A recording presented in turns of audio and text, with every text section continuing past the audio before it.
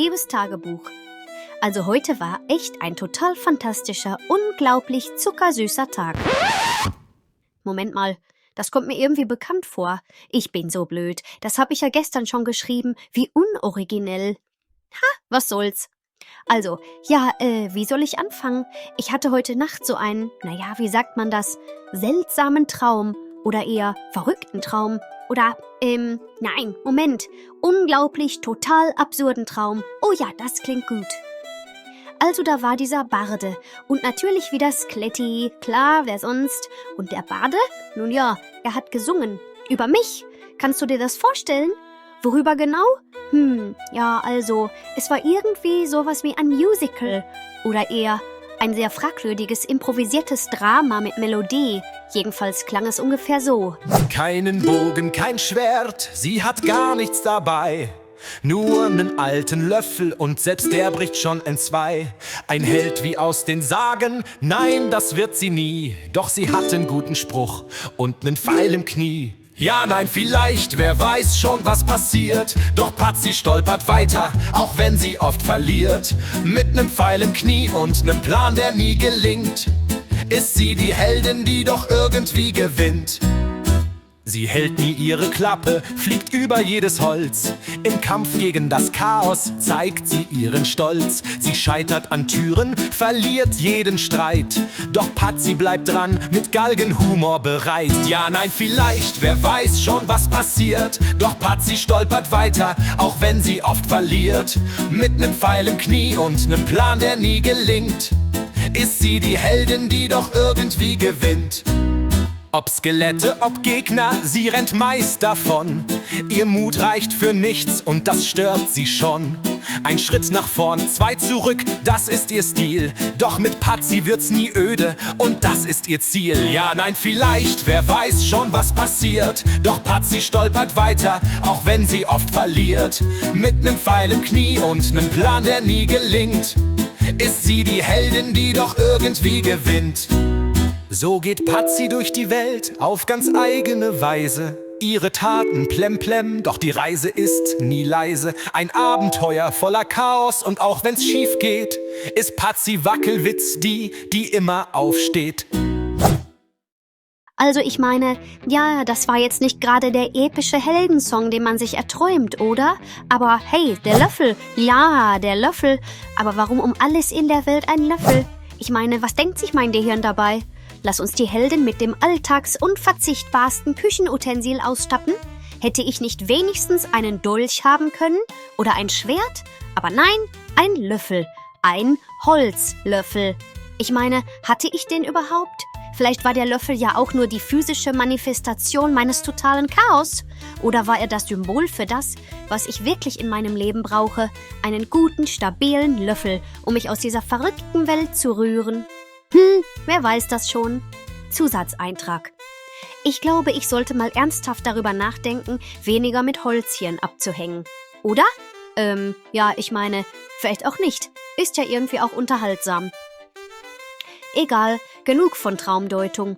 Kommen wir zur wirklich schlimmsten Herausforderung meines Lebens sozusagen, dem Endboss.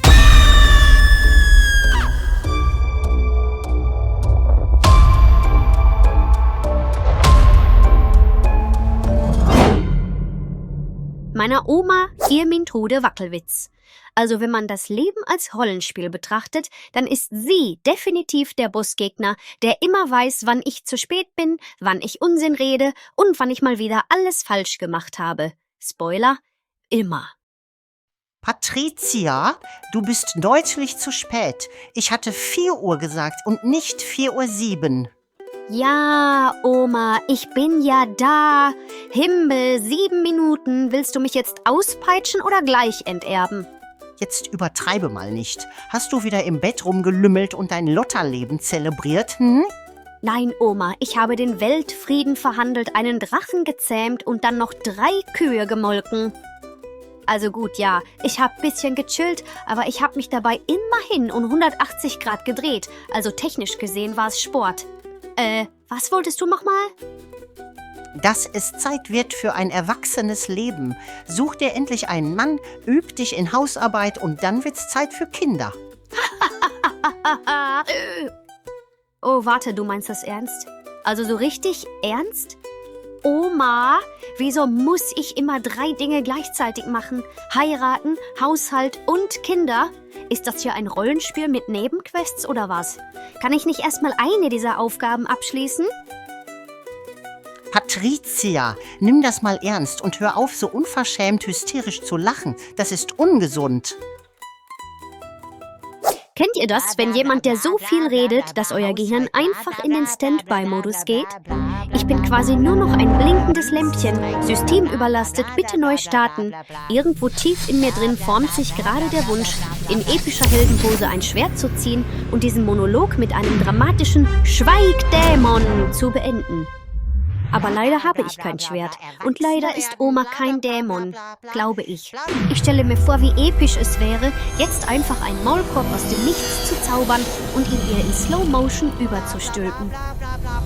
Patricia, hörst du mir überhaupt zu? Ja, ich habe da mal eine Gegenfrage, Oma. Wie genau soll das funktionieren, wenn ich laut dir entweder einen Mann suchen oder Hausarbeit üben soll? Ist das so eine Art 2-in-1-Deal? Gibt's dafür eine Rabattaktion? Kaufe einen Besen, heirate gratis? Patricia, nun sei still und setz dich. Ich habe feinste Süßkringel backen lassen. Für mein Enkelkind nur das Beste. Süßkringel, die wahre Währung des Lebens.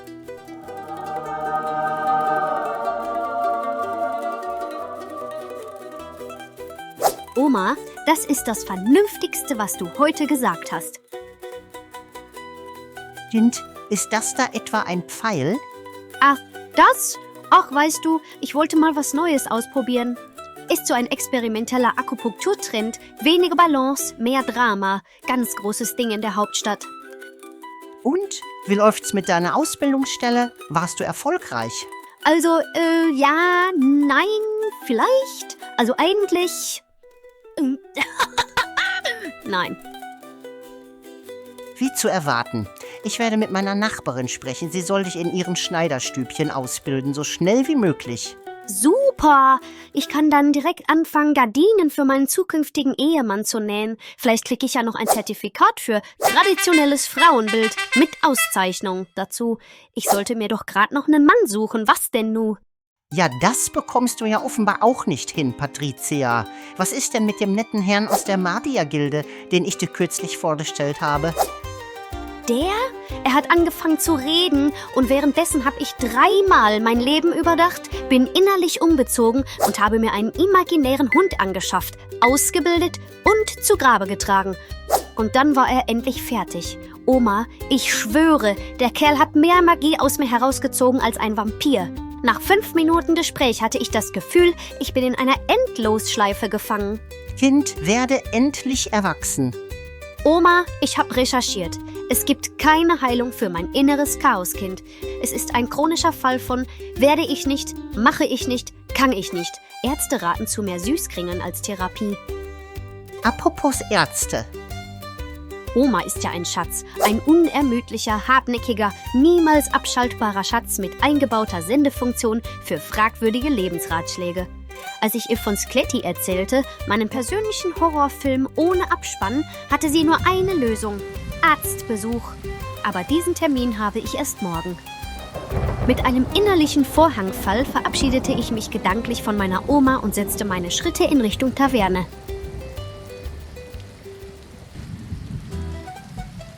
Und dann, bam, da ist er. Holzhirn. Mein alter Kumpel, der in jeder Sekunde beweist, dass Wahnsinn und Größe wie beste Freunde durchs Leben gehen. Und diese Blicke. Er schaut dich an, als würde er wissen, dass du gerade heimlich ein Stück Kuchen in Schlafanzug gegessen hast, während du das Licht gelöscht hast, weil du dich dafür schämst. Aber manchmal habe ich das Gefühl, er merkt nicht mal, dass ich hier bin. Wahrscheinlich denkt er, ich bin nur eine der vielen NPCs in diesem wilden Theaterstück, das wir Leben nennen. Aber das macht nichts. Was wirklich zählt, ist, dass wir gemeinsam das Chaos leben, das wir uns immer gewünscht haben.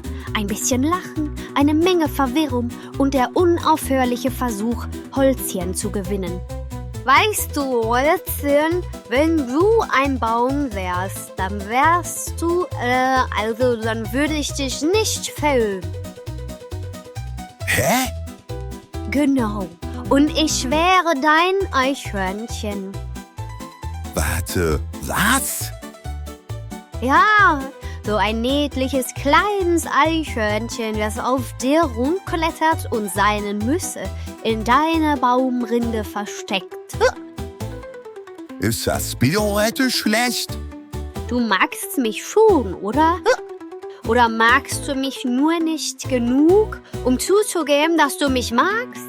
Oder mag ich dich zu viel, um zu merken, dass du mich gar nicht magst? Hä? Also nicht? Was? Nein, also, Hast du gerade Nein gesagt? nein. Ich meine, ja. Oder was hast du gesagt? Aha, Hä? oder? Wovon reden wir? Das war mich die Frage. Welche Frage? Exakt! Also gut, liebes Tagebuch. Ich könnte jetzt sagen, alles geklärt, alles vorbei, nichts mehr zu sehen. Aber, also, seid ihr bereit für den epischen Nachklapp? Nein? Ja? Ihr habt eh keine Wahl.